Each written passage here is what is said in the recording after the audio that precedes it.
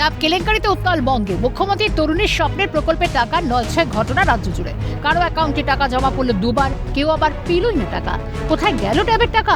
পুলিশে ধরপাকড়ে এবার জেলায় জেলা খোঁজ মিলল একাধিক প্রতারণা চক্রের। অ্যাকাউন্ট হ্যাক করে পড়ুয়াদের টাকা হাতিয়ে নেওয়ার অভিযোগ প্রতারকের বিরুদ্ধে।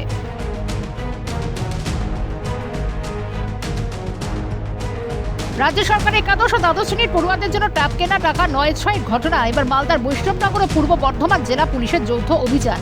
পুলিশের তল্লাশিতে বৈষ্ণবনগর থেকে গ্রেফতার হাসান আলী।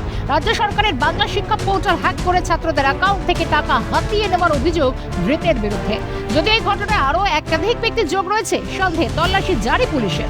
সূত্রের খবর, পূর্ব বর্ধমানে 28টি অ্যাকাউন্ট থেকে টাকা গায়েব হয়ে গিয়েছিল। তার মধ্যে 25টি অ্যাকাউন্ট ইতিমধ্যে ফ্রিজ করা সম্ভব হয়েছে। শুরুতেই যেটা আছে 28টা অ্যাকাউন্টে আমরা ডেবিট ফ্রিজ করে রাখি এবং 28টার মধ্যে 25টা অ্যাকাউন্টে কিন্তু টাকা হোল্ড করা গেছে। হাসান আলীর বাড়ি হচ্ছে বৈষ্ণবনগর, মালদা, 29 বছর বয়স। এর কম্পিউটারের ডিপ্লোমাও আছে এবং এর আমাদের যে দেখতে পাচ্ছি জুলাই মাসের একটা সার্টেন ডেটে এই বাংলার শিক্ষা পোর্টালে সে এন্ট্রি করে সে অ্যাকাউন্ট মডিফাই করেছে এবং যে মডিফাইড অ্যাকাউন্টে আলটিমেটলি টাকাগুলো ক্রেডিট হয়েছে, যে অ্যাকাউন্টগুলো স্টুডেন্টের নয়। যদিও পুলিশের অভিযোগ মানতে নারাজ ধৃতের পরিবার, ছেলে নির্দোষ, ওকে ফাঁসানো হচ্ছে দাবি অভিযুক্ত হাসান আলীর মায়ের। আমার ছেলে কোনো বাজে কাজ করে না। কোনো দল টল করে তোমার ছেলে? আমার ছেলে তৃণমূল দল করে। আমার ছেলেকে ফাঁসিয়ে দিয়েছে। আমার ছেলের হাতে দোকানে বসা ওঠা করেছে, দিয়ে আমার ছেলেকে ফাঁসিয়ে দিয়েছে।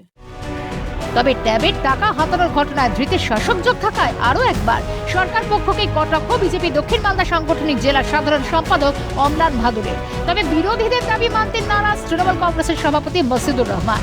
সক্রিয় তৃণমূল কর্মী না হলেও দলের সমর্থক দাবি শাসক নেতার। যে সারা পশ্চিমবঙ্গ জুড়ে তৃণমূল এই একটা চক্র তৈরি করেছে, যেখানে বিভিন্ন স্কলারশিপের টাকা, ছাত্রদের ট্যাবের টাকা, বন্যাত্রাণের টাকা সাইফন হয়ে অন্যের অ্যাকাউন্টে গিয়ে একটা বড় দুর্নীতির আকার নিচ্ছে। দলের সঙ্গে যুক্ত সেরকম সরাসরি নয়, সে যুক্ত নয়, সে সাধারণ মানুষ, সে কৃষিকাজ করে আমরা জানতাম, এবং সে একটা জেরক্সের দোকান আছে মোড়ে। হ্যাঁ, তো একটা দলকে তো ভোট দিতেই হবে, সেই সূত্রে হয়তো সে তৃণমূলকে ভোটটা দিত, তৃণমূলের উন্নয়ন থেকে ভোটটা দিত, কিন্তু সক্রিয় রাজনীতিতে সে ছিল না।